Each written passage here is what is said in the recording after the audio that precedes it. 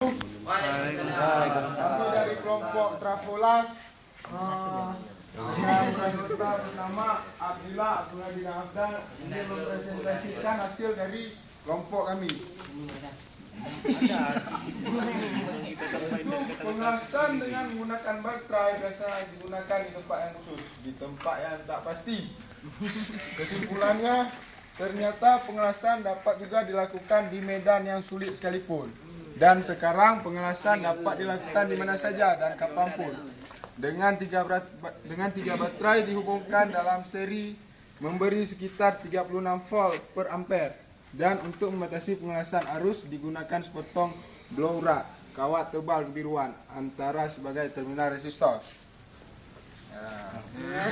Oke, tepuk tangan. Ya, siapa mau nanya? Ya, silahkan dari kelompok lain mungkin ada pertanyaan. Biar saya yang jawab.